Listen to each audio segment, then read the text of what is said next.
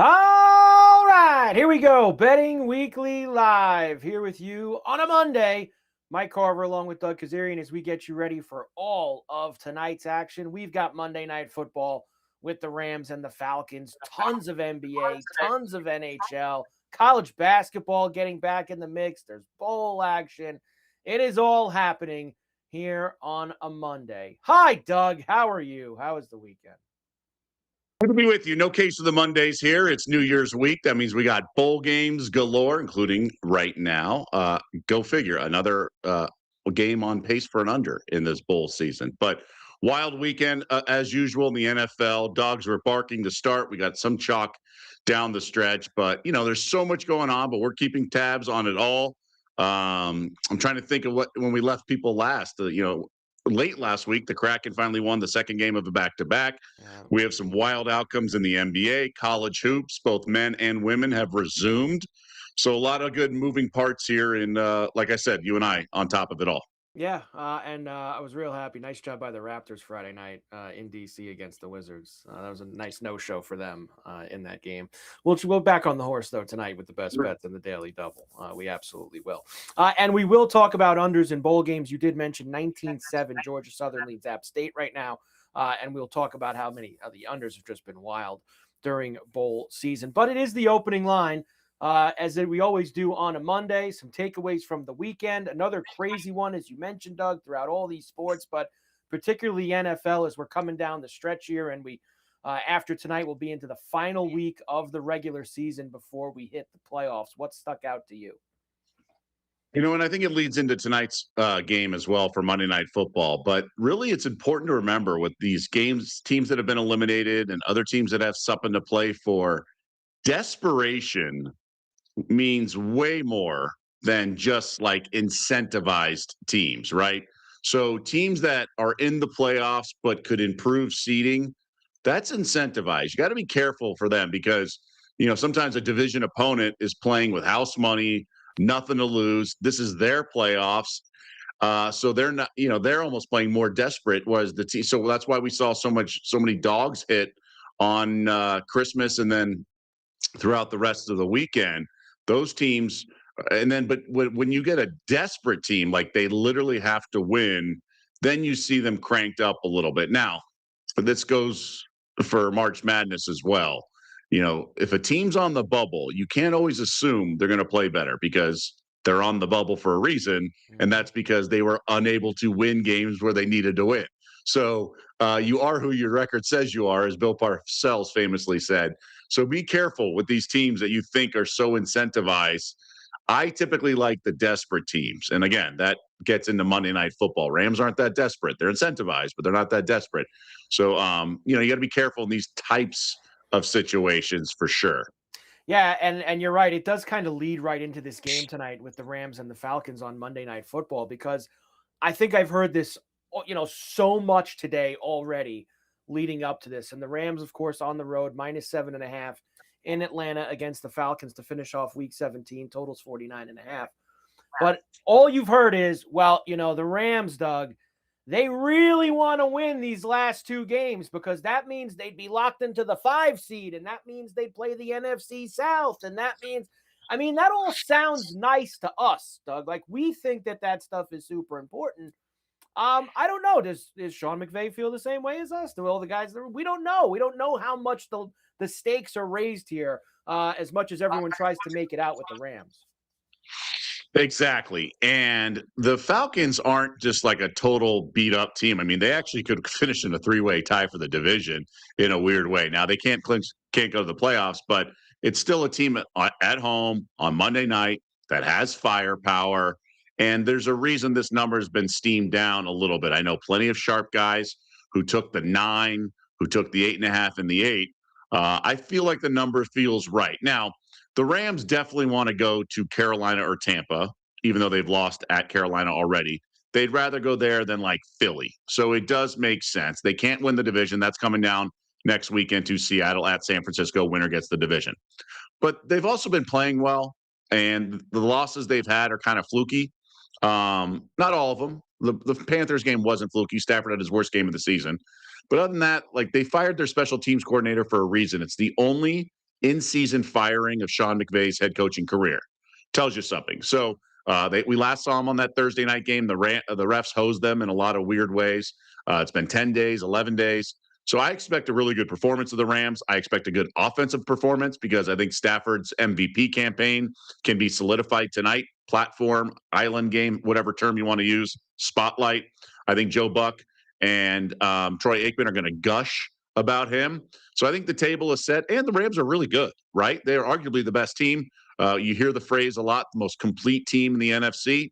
Again, some fluky losses. They still are on pace to win 13 games, so they're going to be a 13-4 wild card team. But them the breaks, as they say. Those are the breaks, as they say. And that's why, even this has gone down a little bit, like you say, to now being at 7.5 and with the Rams.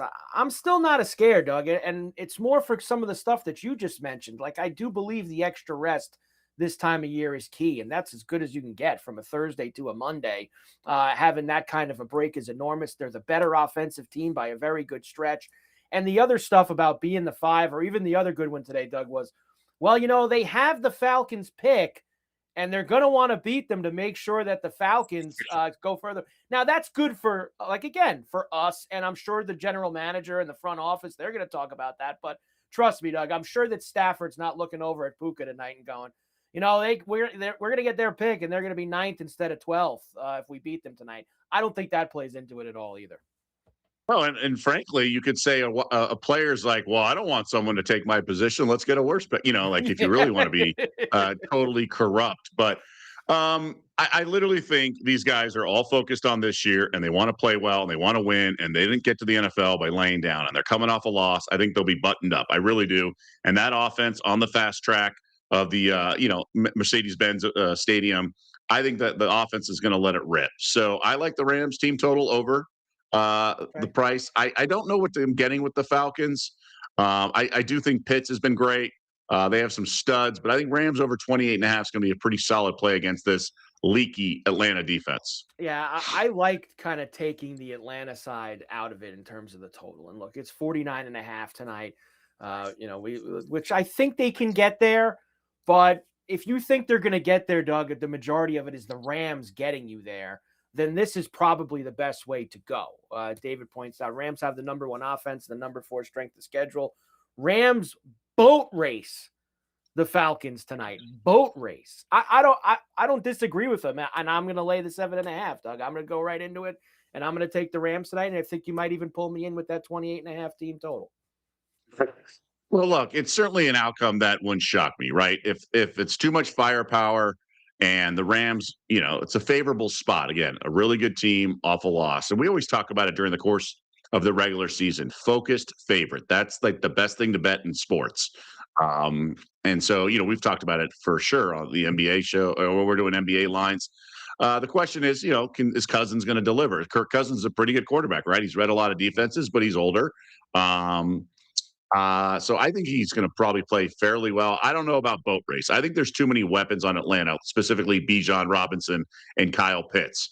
So I think the Rams have a coaching edge. So I'm just going to expect points. I don't think this is going to be a slugfest where LA settles for field goals. Now, I don't think we're going to have a shootout track meet like last night, but I do think we're going to have some points. And if the Rams cover, they're going to go over. But I do think they can go over their team total, but also not cover. So that's why I like the team total over laying the 7.5.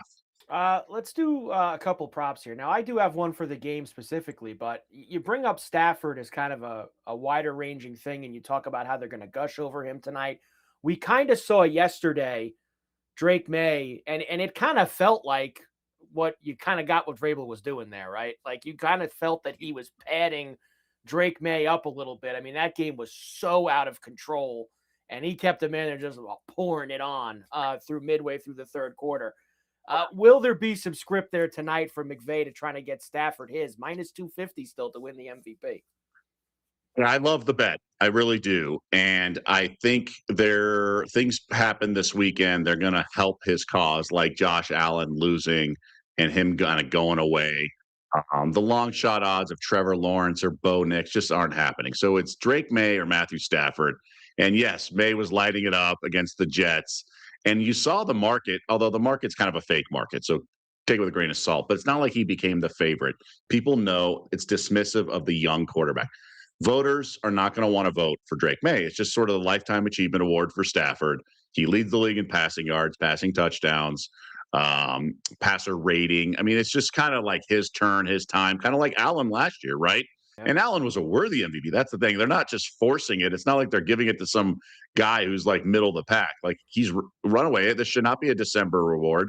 With that being said, we saw the Rams do things like this in the London game against the Jags, where they were throwing on the goal line. Stafford had a fade to Devontae Adams or Puka Nacua. I can't remember. I think it was Adams. So even though Adams is out, I do think they're more inclined to pass around the goal line. So I would say over 2.5 touchdowns passing plus 135 is a pretty good play. I don't know about the yards. I think the yards are kind of in the bag, but the touchdowns and, just what he does at the goal line. He had a no-look pass recently on the goal line. So I think it was against Seattle. So look, he's played in prime time his last 2 weeks. That's why this is a great bet at minus 250. The visibility is huge. Now, I talked about it last week when there's visibility and things like that. Drake May had a great second half against the Ravens, so his odds shot up. But I've said, you know what? They're not giving out the award Monday morning. So this is more important. This platform, this visibility, this is tailor-made for Stafford. As long as he avoids what Purdy did on Christmas Day 2 years ago against the Ravens, where he threw 4 picks in the first half, I think this is a done deal for Stafford. I really believe that. Well, that's Stafford plus money for over 2.5 touchdown passes tonight in this game as well. And if you're following that, maybe McVay is going to give him some stuff to help pad those numbers, that over 2.5 touchdown passes. That is one that could be on my mind as well for tonight. I am going to play someone on Atlanta, though, Doug. And you mentioned Pitts before. You just kind of look at the numbers since Cousins was inserted in there over this last kind of half of the season for the Falcons. I know last week only 57 yards, did have a touchdown, but 166, 90, 82, 8+ targets in all 4 of these last games. Pitts has really become a big part. And look, maybe it's, hitting free agency. Sometimes, you go a little bit harder at that moment, and Pitts is doing that here down the stretch, but having Cousins find him. 52.5 against a Ram pass D that we've seen now, even last week against the Seahawks, it was a little leaky. So I like this Pitts over 52.5. I can't disagree. I think the quarterback change is really important. Like, I don't care what Kyle Pitts' stats were in week 4, right? Like, I just don't. This is all about Cousins. His relationship with tight ends is well documented, and he knows what reading defenses is. We've talked about this with Phillip Rivers ad nauseum, right? Well, you know what? I believe Cousins is 36, so it's not like he's a spring chicken. So he's been around. He understands this stuff. That quote of him breaking down, explaining what's happened to the NFL went pretty viral last week. I think he's a very simple sort of, take what the defense gives you, check down. Remember, he won a road playoff game against New Orleans when he was with the Vikings, and a key part of that was his tight end from the Notre Dame. I'm blanking on his name, but he's all about. Yeah, Rudolph. He's all about finding the tight end, and Pitts is, he makes quarterbacks look good. Let's put it that way.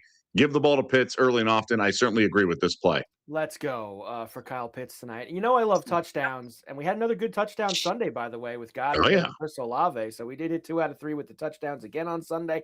But I don't know if I want to do anything here. Like Puka's minus money, Kyron Williams is minus money. You'd basically be trying to pick the needle out of a haystack of which one of these other Ram guys, and one of them which one of these other Ram guys are going to get one, whether it's Corum or Parkinson or Davis Allen. There's some longer shot guys there, but I'm probably just going to go with the game and the Pitts receiving yards tonight.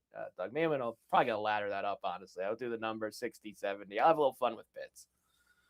I interest you in a Matthew Stafford touchdown around the goal line, 22-1 sneak. 90-1 first touchdown, and that's 22-1 anytime.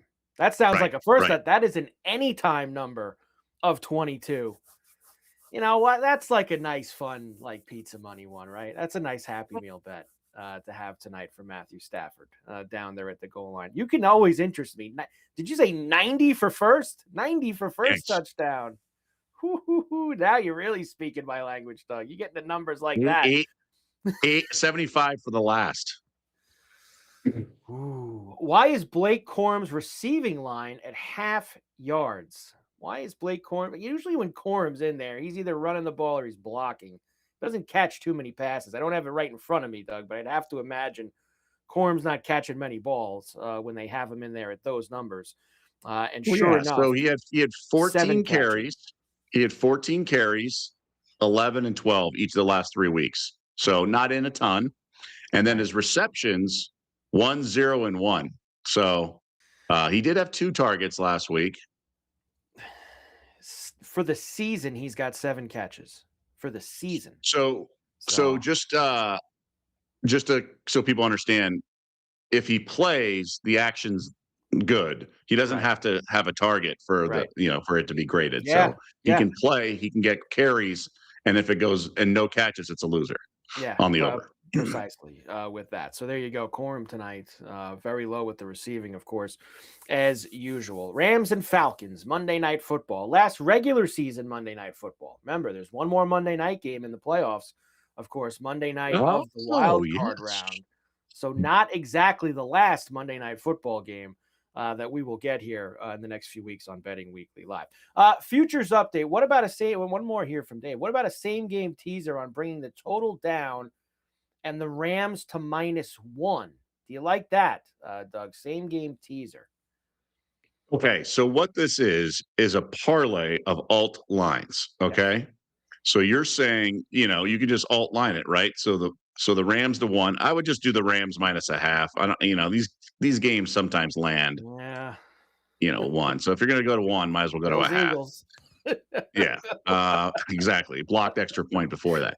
And so you can bring the alt line down to whatever you want. So, you can go to 41.5 and over, and that you're looking at $1.67. I'm not in a rush to bet Okay. that at $1.67. So it's a parlay of 2 alt lines because Bet Rivers has gotten smart and you can't just have a fixed price on teasers, things like that. Right. So you do that, or the -1.5, as Dave has there, as you just pointed Well, you that can go out. to Go to -1.5, that. or if you're going to do that, might as well just go to 2.5, right? Just go ahead and go that full way. Any futures updates here? Obviously, there's one game left.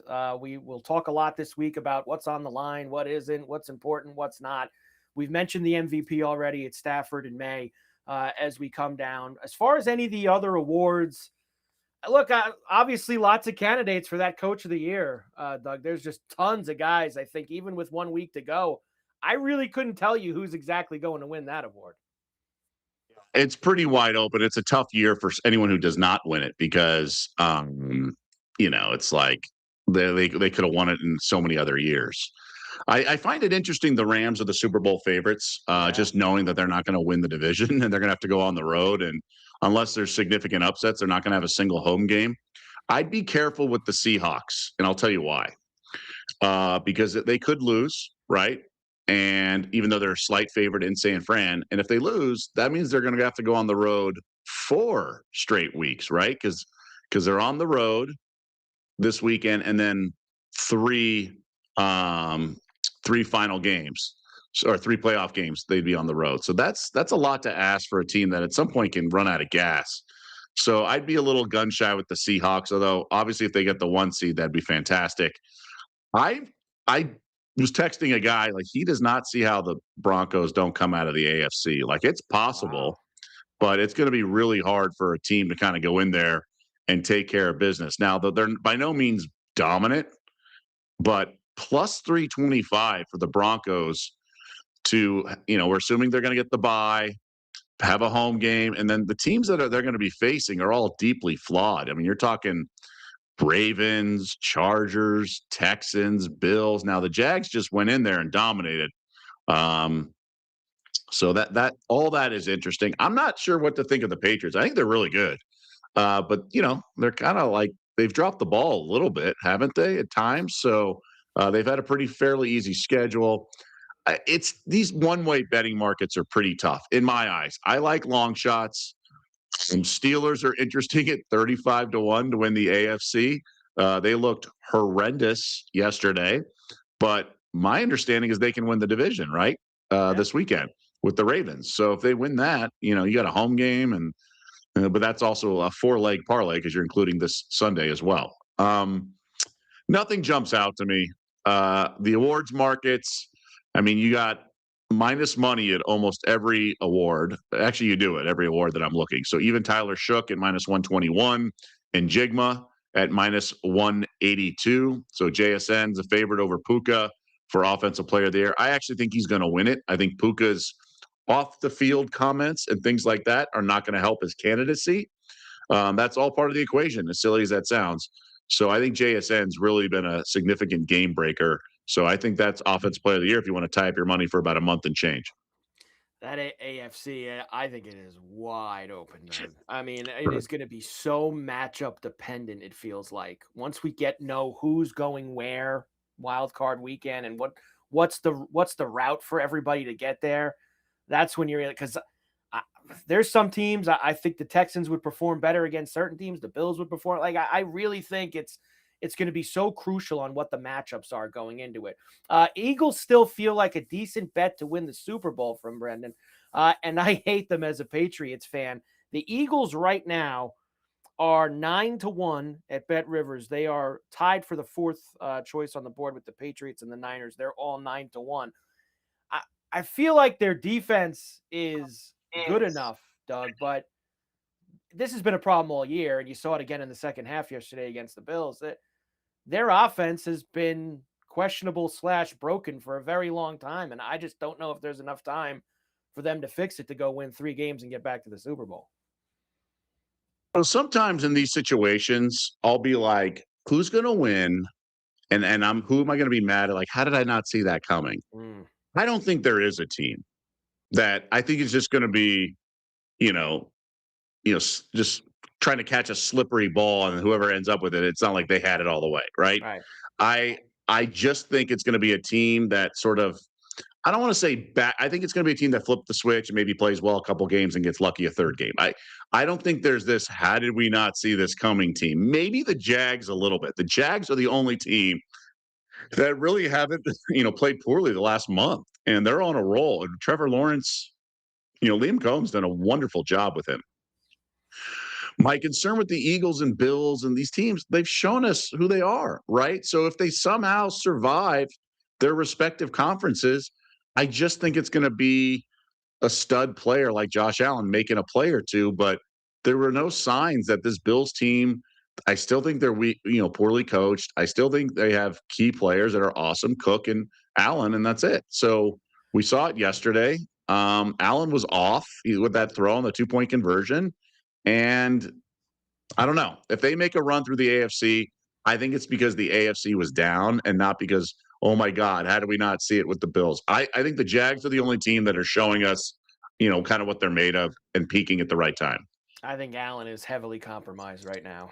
Watching him in that game yesterday, and maybe it's going to be a blessing in disguise for them that now they don't have really anything to play for this week, and they can sit him in this last game of the regular season and get him right for the wild card round, because he did not look good moving around in the pocket, did not look like himself.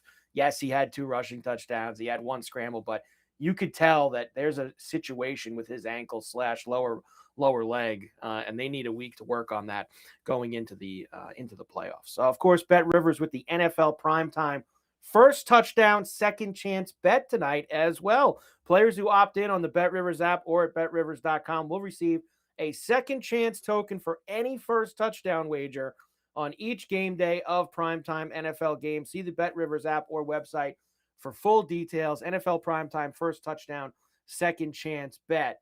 Who knows? Matthew Stafford, 90-1, first touchdown tonight for you there is on the board if you are so willing. Rams and Falcons this evening in the NFL. All right, college football. We do have this Birmingham Bowl going on right now. And it's opened up a little bit. 26-10 is where they're at as they're about to start the fourth quarter. Of course, these two teams are both in the Fun Belt. They just played a couple weeks ago. App State's got 5 wins, and that's why they're here. Everybody opted out, didn't want to play. So you have 36 points, but this total was pretty high, wasn't it? Wasn't this total in the 29 and yeah, 50, right up in there. So they still got some work to do.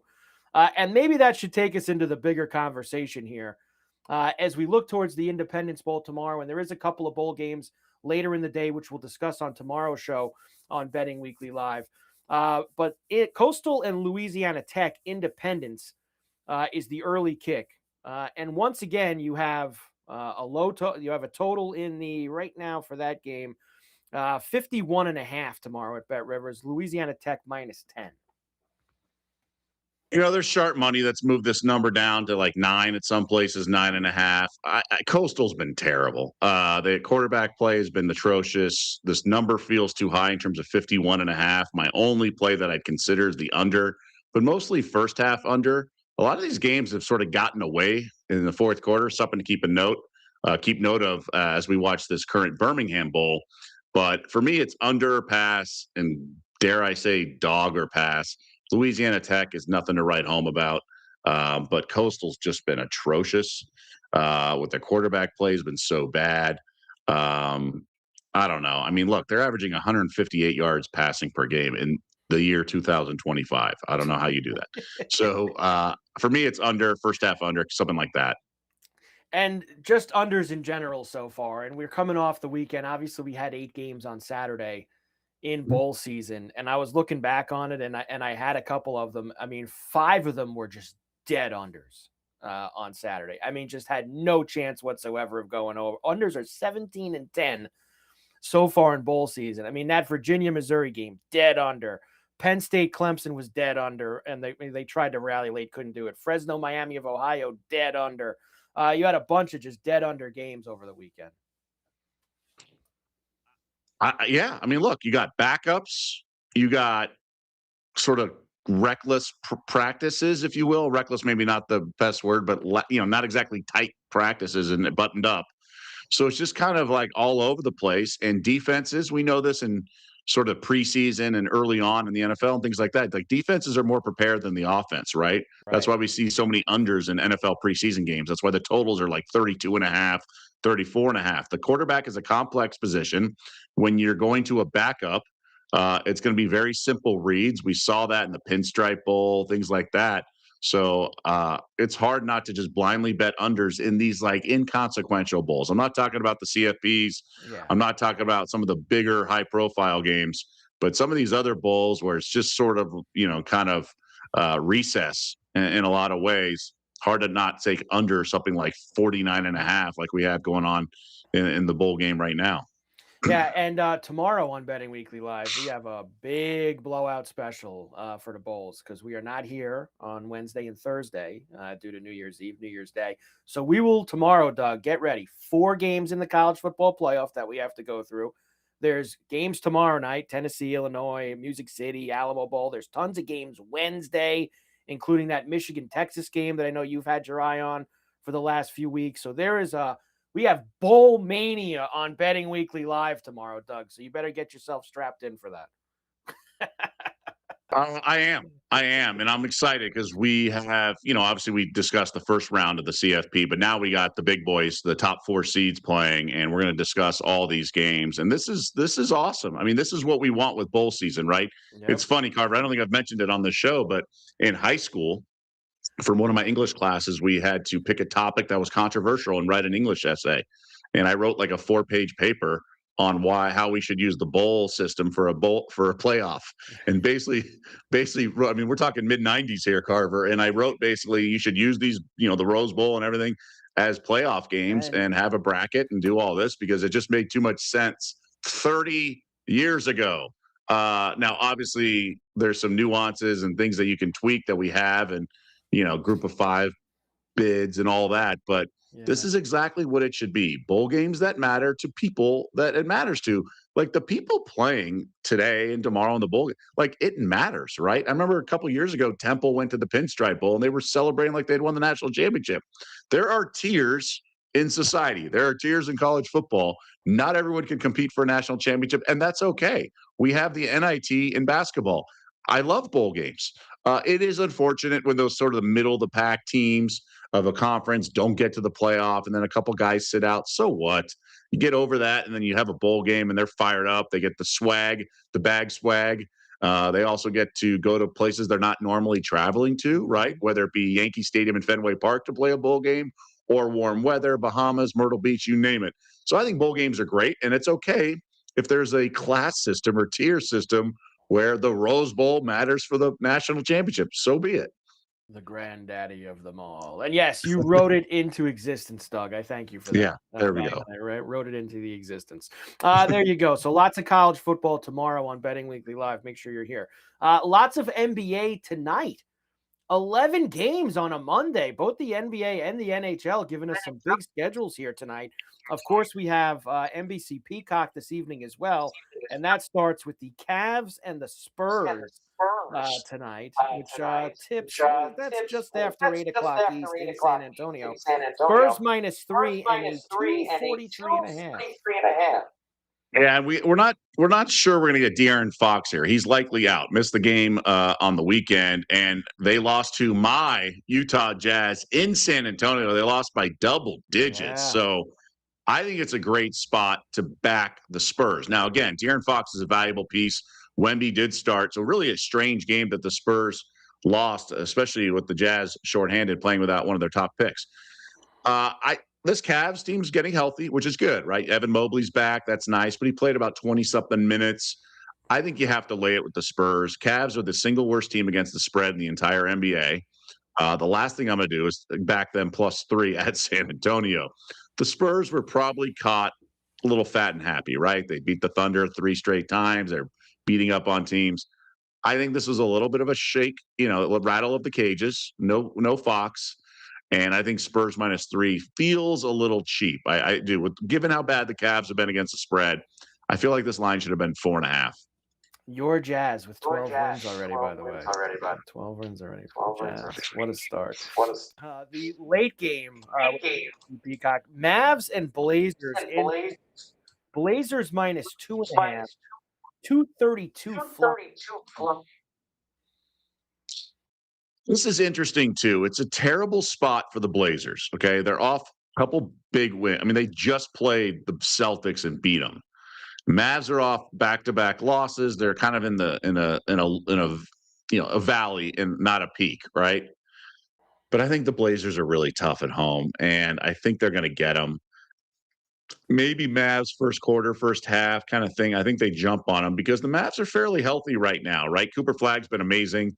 They have PJ Washington and things like that. But, Nebhard's brothers are starting point guard.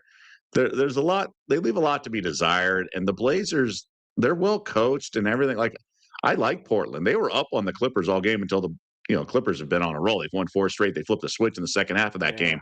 So I don't think that's a sort of a knock on Portland. It just happens, right? They're undermanned. Their best players like Avdia. So there's only so much the Blazers can do. But I think they can handle the Mavs here. I like the Blazers here. I think -2.5. But you probably can get a better line in game at Bet Rivers because I think Mavs jump on them to start because the Mavs are coming off a couple tough losses. They are coming off a couple of tough losses, that's for sure. Next, why don't we go to the Nuggets in Miami against the Heat tonight. Right now, Nuggets -2.5. Big total, 244.5 tonight in South Beach. Let's go. Yeah, this one's interesting because Denver just lost by a point in Orlando. But Denver, it's a high-scoring game, even though they're down 3 starters, right? It's just Jokic and Murray, and then their other guys are all out. Now, Hardaway Jr. has been playing really well in the starting lineup. And finally, the odds makers are adjusting. His prop for 3+ made threes was plus money. Then it was even money. And now it's -200 for 3. So we got to go to 4+. But he's getting double-digit attempts. He had 11 or 12 attempts in back-to-back games. And I just think, especially against Miami, you mentioned the total, this will be a track meet. Hardaway will be wide open often. And I don't think the Nuggets are going to try to slow it down. Or I don't think you can, with the shot clock and everything. So I think they're going to get a lot of easy looks. Hardaway started like 1 of 6 and still got the 3 threes the other night. I think he'll be just fine. He'll be locked in. Again, Denver off a loss. I think this is a really good bet. It feels like a lot, but he's literally chucking like no other. He's never afraid or shy of shooting the basketball. He loves to let it fly. So I'll go with you there on Hardaway tonight with the 4+3s. The Magic are in Toronto. against the Raptors. Magic 2-point road favorites, 220 flat is the total in this one. And I'm going after the Raptors, Doug. They really bothered me the other night in DC. Yeah, this is tough because they bounced back and they beat the Warriors yesterday on their home court. So go figure. Now, I don't like teams off a big win, and Orlando just beat the Nuggets, and now they got to go to Toronto. But there's no Toronto flu. It's not the weekend, the nightlife, any of that. I think the Raptors probably get him, but I also like Anthony Black. He's starting right now. He's been getting a lot of looks because Jalen Suggs is out for the Magic. I mean, we're talking like 8 3-point attempts a game. And he's been his points prop is 18.5. So he plays really good defense and he does a lot of scoring. And he can also, he fills up the stat sheet in a lot of ways. He's a nice player. I think he sort of made Cole Anthony expendable. They really like his growth. He's got, he's 6'7". He's got length. He's a really nice player. But last game he was 7 of 11 from 3. Before that, 4 of 8. So I think 2+ and plus money. I think we have to roll with because he's getting the looks. Now the total's a little lower at 220, 221, right? And then they're off a big win. But a guy like Black needs to bring it. He's young. He can't afford sort of the flat spot. I think he'll be good. I think he'll get his looks. There you go. Magic now 1.5 tonight for that one. Elsewhere, Suns are in DC against the Wizards. Suns minus 10.5, 232.5 is the total here. Yeah, one of my buddies calls me the betting bully because he knows I'm not afraid to lay lumber and pick on the worst teams like the Rockies this past year in baseball. I'm done picking on the Wizards. They've burned me a couple times. They might be okay now. They might have turned the corner. McCollum's been fantastic. But Alex Sarr just returned from injury, and he's been really good. He had a career-high 6 blocks. He does live on the three-point line a little bit, but I think he's a nice player in a lot of regards, and I think he's going to crash the boards. He's had double-digit rebounds in 3 of his last 4 games. 7.5 is not much, especially if he's blocking shots. He's hanging around. Also, for what it's worth, Mark Williams is out for Phoenix. He's the backup center and gets a lot of rebounds, so maybe they go a little small ball. I don't know. I just feel like 7.5 is a pretty low number. I know the line's 10.5, could be a blowout, but we're going to see a lot of shots. The over-under's 232 range. 7.5 feels a little too low. I would have made this. I mean, it's double-doubles plus 210. Or something along those lines. So I'd look at that too. I think Sarr could have double-digit rebounds. So 7.5. This should be 8.5 or 9.5 even. 7.5 boards for Sarr tonight in that spot. The Bucks are in Charlotte against my Hornets. And tonight, Bucks minus 3.5. They did get Giannis back over the weekend, had a pretty good game against the Bulls on Saturday. Now tonight, he'll be in there in Charlotte against the Hornets. Yeah, so Giannis is back. Con Kneppel is not. That's something to by the way, I had a high school teammate whose initials were KKK, so hopefully his middle name's not K as well. Just sidebar. So Con's out, but I was looking at maybe LaMelo over 3s because obviously there's more shots to go around, and LaMelo's the first one to take advantage. I thought maybe Brandon Miller, but that didn't happen in the last game. This total's a little on the lower side. I mean, look, it's today's NBA, so 227.5 can be,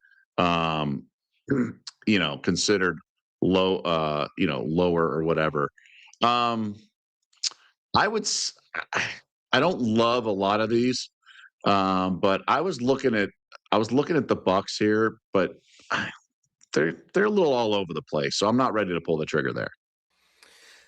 This one caught my eye a little bit in Brooklyn. Warriors and the Nets this evening. So the Nets have won 3 in a row, 4 out of 5 coming into this game tonight. The Warriors played an overtime game in Toronto yesterday, as you were talking about. Now they come to Brooklyn tonight. This is down to 4.5 now. Warriors minus 4.5, 221.5 the total. Could the Nets maybe catch the Warriors in a bad spot here tonight? I'm so mad the Warriors lost because if the Warriors had won, I'd be all about the Nets in this game. Just, flat spot, blah, blah, blah. I don't know what. I think this Warriors team's kind of a hot mess. I think if you bet against them the rest of the way, you're going to cover more than you don't. Yes, you're going to get victimized by Steph just going bananas. And actually, Steph typically goes bananas at Barclays. So if you want to alt line his threes and things like that, 8 or 9, like he could very well because he usually does this in New York. And he's carved up MSG as well. But in general, I do not advise betting on the Warriors in this game. I think they're good. I think they got some problems. I think Steve Kerr, locker room, all that. Draymond Green's complaining about playing on Christmas in his podcast. Why he even has a podcast, I don't know. The Nets, for some reason, are decent. Michael Porter Jr. has been going off. He's actually could be an all-star, and the Nets have had a long drought of all-stars. I don't know. This is a tough sell for me. It's a really tough spot for both teams. The line feels right. Knicks are in New Orleans against the Pelicans. They are 8.5-point road favorites here tonight. Wow, that's another good one for me, Doug. 247 with the Knicks and the Pelicans tonight. And it may not be high enough. This Knicks team, the firepower in the starting lineup's incredible, is really impressive. I Pelicans are frisky. No Alvarado. He landed one punch with the guy a foot taller than he is, so he has to go to the. He's sitting out. He's suspended a couple games. I lean to the dog just because the Pelicans have been so good against the number, but I think the Knicks have way too much firepower. I'm not in a rush to bet the Pelicans in this game. I'm not in a rush either, but I'll definitely be in a rush to bet the over 247. I'll get there. I like tonight. that. I'll go up and away tonight in New Orleans. I can't figure the Timberwolves out on a nightly basis. They're in Chicago against the Bulls. They're 6-point favorites. I mean, they should, but I can't trust them. I can't trust the T-Wolves. No, you cannot. And even Ant was critical of his team's effort. Off big games, whether they win or lose, they lay eggs. I think they're off a bad performance. So I expect them to play fairly well, but they're a little bit all over the place. The Bulls have been sneaky good at times. I think we see points. I think over's the play. I think this total is about 5 points too low. Even though the T-Wolves are known for defense and Rudy Gobert, obviously the anchor of that defense, I'm not playing it, but I would look to play the over, if anything. I think the Wolves, off that kind of performance, they'll come to play.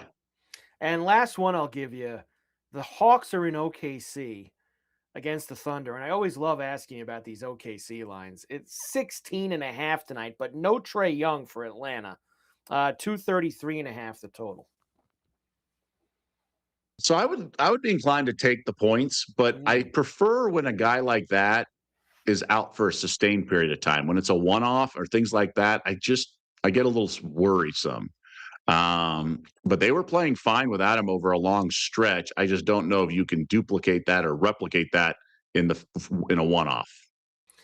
Very tough to do in a one-off is that. And these Thunder 16.5 tonight. That is a big number to go after there in OKC.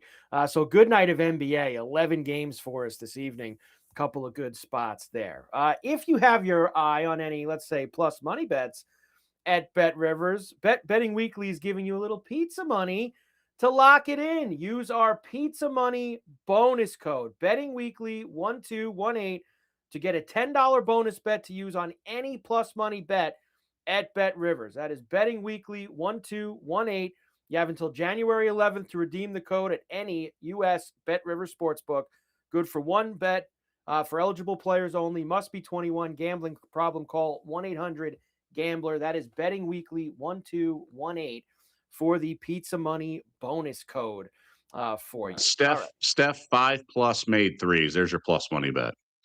Steph 5+ made threes, and Doug gives you the pizza money plus money bet for us as well, right there with the spot. All right, hockey also with 11 games in the NHL tonight.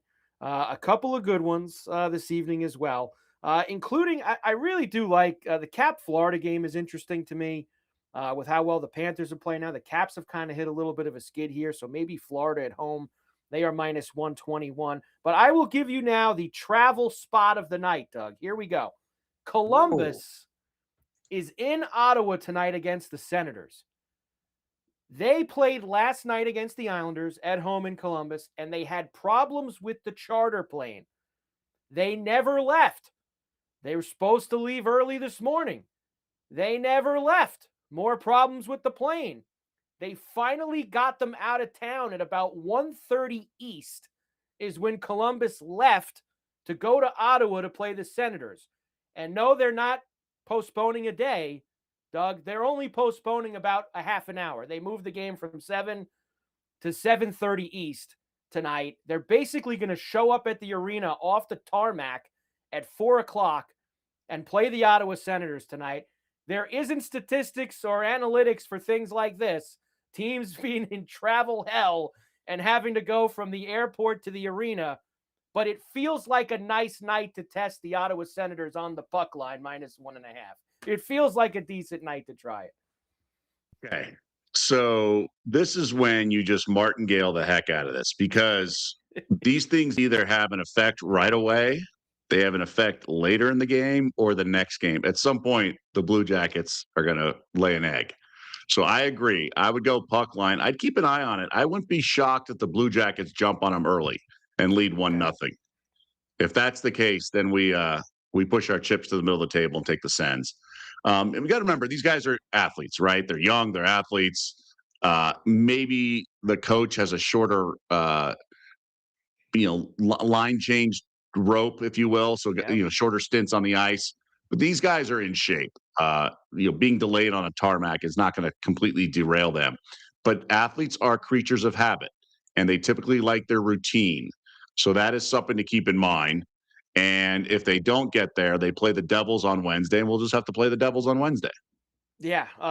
Columbus is plus 265 in the first period tonight. So first period, they're plus 265. I'll say this. This is interesting because they're also one of the worst teams in the league, right? Like Yes. that's a very compelling And they angle won here. last night. They did win last night against the Islanders 4-2. That's what I like the most almost about this whole thing. Right. This is and I also like this, like you said, if they jump on him in the first period, They have back-to-back wins. that could be a really nice playing Ottawa live going into the second period, getting Ottawa on the live line if they got down early in this game to Columbus, because maybe, like you said, late second, third period, they're going to start to maybe lose it a little bit with the fatigue. But as you said, if we don't get it tonight, we have it in our minds for Wednesday against the Devils at home. So there you go. Your travel hell nightmare spot of the night, the Columbus Blue Jackets in Ottawa against the Sens. We have one of the hottest teams, if not the hottest in the NHL, playing tonight too. The Sabres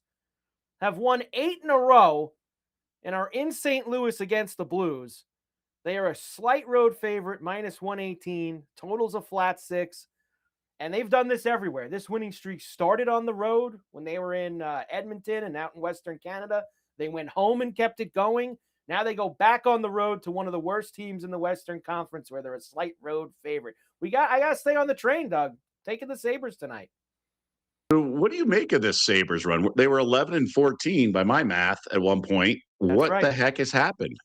Well, what has happened? They've actually gotten a little bit of goaltending, which is pretty surprising to believe, considering the guys that they have with Luukkonen and with Lyon and those guys. They've gotten a little bit of goaltending. And look at these, like, they're not giving up. 1 goal to the Bruins, 2 goals to the Senators, 1 goal to the Devils.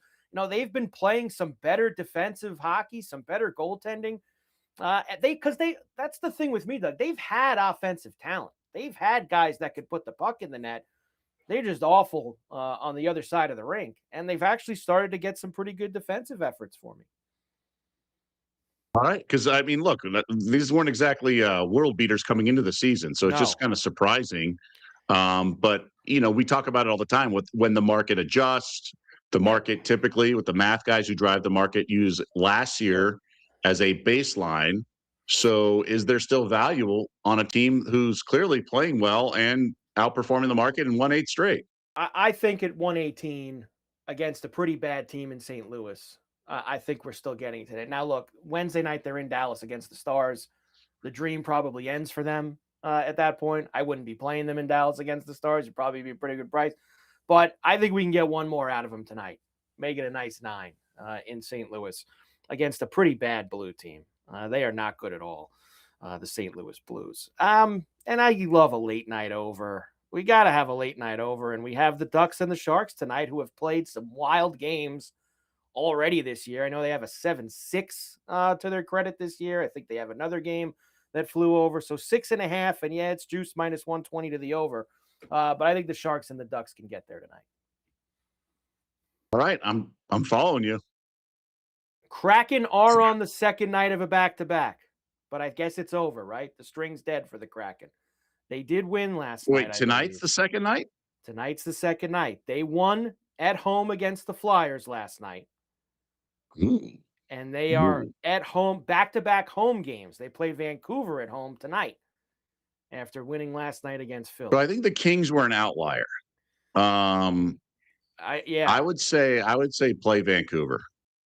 this is their second set of back-to-backs in a week because Yeah. last Sunday, Monday, they Vancouver's the played play. the back-to-back. Let's Vancouver. Because take the remember, the Kraken almost blew Canucks. it. They almost blew it against the Kings. They did. And honestly, now Vancouver's up to look at Vancouver's minus 122. I mean, and Vancouver stinks too.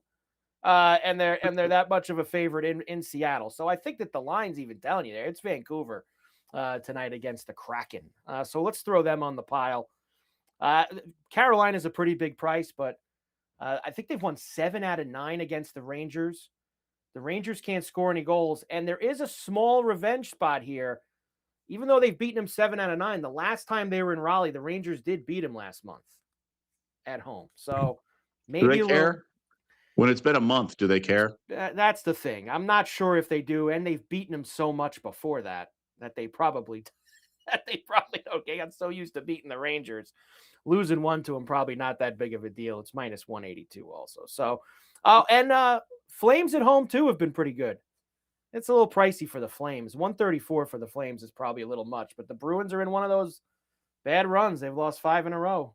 We played against them last week with Montreal, and the Flames have won 7 out of 8 at home going into tonight.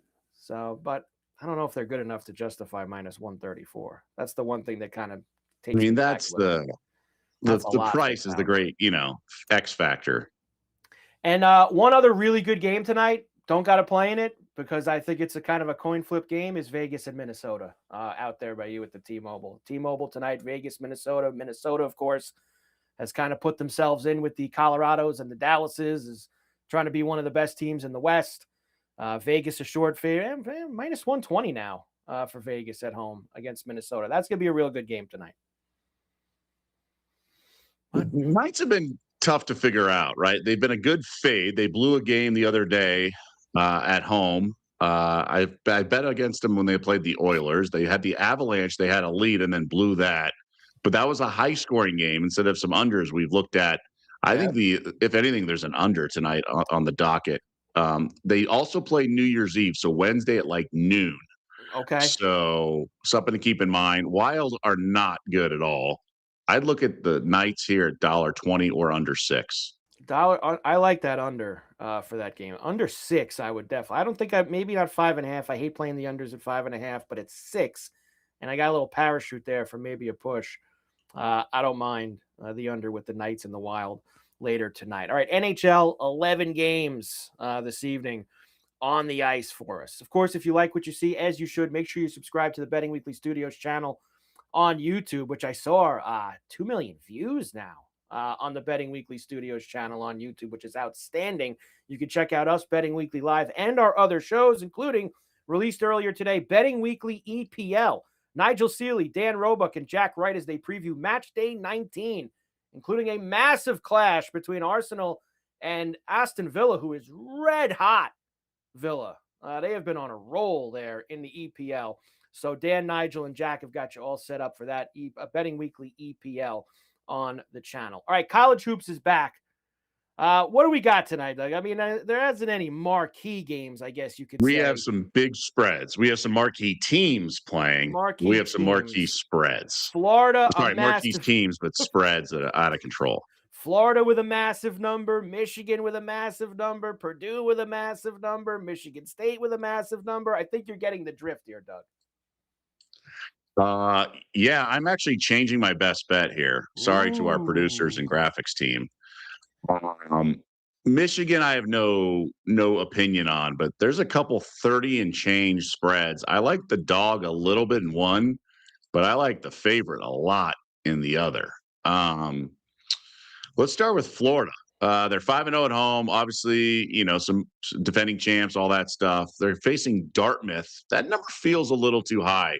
I think Dartmouth can kind of hang around this number, but I'm not betting it. But it caught my attention. At some point, these numbers get too high. As a guy who's laid 53.5, 57.5 in women's college basketball, I'm not afraid to lay some lumber, but I just think it's a little much. However, Iowa is hosting UMass Lowell, and I got to tell you, man, this UMass team is horrendous. They've gotten boat raced by some bad teams.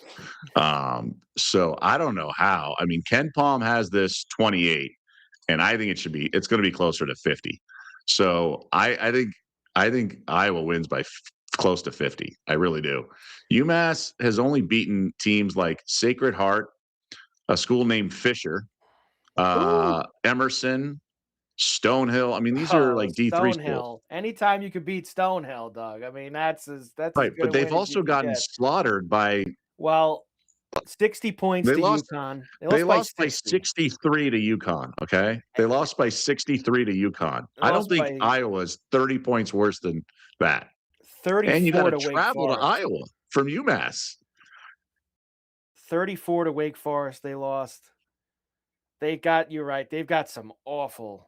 They've been just They beat lost to up in Wake some by of these games. 34. I think Iowa Yeah. just, well, Iowa's coming off back-to-back wins by 40 or 50. So this number feels cheap. Hawkeyes. And this is actually, by the way, and we're going to do the best bets now. We're going to have to get this in now because this, I think, is a 5 o'clock East tip. Whoa. With Okay. UMass I'll go Lowell and back to Iowa. the best bet then. I'll go back to Iowa. Okay. Anthony Black is going to be my apologies there. My apologies. I'm wreaking havoc. I Sorry, these know. things just come. You can't rush They genius there, find Carver. it, but listen, I'm as soon as boom, I'm getting in right now. Iowa with this game against UMass Lowell to get us going, and that will get us to the best bets and the daily double tonight. Now, remember this week's schedule. We're here today. We're here tomorrow. No show Wednesday. No show Thursday. New Year's Eve, New Year's Day. We will be back on Friday. Massive show heading into the weekend. Tomorrow's going to be huge as well. College football bowl blowout tomorrow on Betting Weekly Live, including all the 4 college football playoff games, etc., etc. Best bets for tonight. I will go to the Ram-Falcon game. I really love this Pitts number. I think it's too low. Over 52.5 receiving yards for Kyle Pitts for the Falcons tonight against the Rams. Yeah, I agree. I think that's I think that is the right play. I do. Because Pitts is, whether they hang around or not, I think that's the sort of that's the safety valve of Kirk Cousins. So I agree with you as I'm trying to make my bet for Iowa. This is real time, baby. I'm getting it in too. It's right here while we're going and doing the best bets. We're getting Iowa and UMass Lowell in the cupboard as well for us. So Kyle Pitts for me, and you're going to go back to your NBA play for yours. Yeah, so I talked about a couple props I really liked. I'm going to go Anthony Black here. He's been bombing threes. He had 7 the other night. We only need 2 here. Now, I do think the defense will lock down on him a little bit. It's a bit of a flat spot. Orlando off a big win, but still, again, I talked about it with the Columbus game. The legs are fresh. He's fighting for playing time. He's taking advantage of Jalen Suggs being out. Anthony Black, 2+ made threes. I think it's a really strong play. So there you go. We have got Anthony Black, 2+ made threes. Kyle Pitts, over 52.5 receiving yards, plus 278 to get us rolling here on a Monday. I'm predicting a big week in the daily double department for us. Only 3 days, I know, but I'm predicting a big week, Doug, in the daily doubles. It starts tonight with Pitts and Anthony Black. Predicting it as well. So good for you. Because great minds think alike here. Great minds think alike. Doug, great job. As always, as I mentioned, back tomorrow, Betting Weekly Live, 4 p.m. East, 1 p.m. Pacific. All the bowl games for tomorrow, Wednesday, and Thursday. We've got tons of NBA, tons of NHL, tons of college hoops. We'll probably start looking ahead to the NFL as well on tomorrow's show. So a supersized Betting Weekly Live on a Tuesday. The final Betting Weekly Live PM for 2025. Is what tomorrow will be. So enjoy all of the games this evening. Mike Carver, Doug Kezirian, Betting Weekly Live. Have a great night, and we will see you back here tomorrow.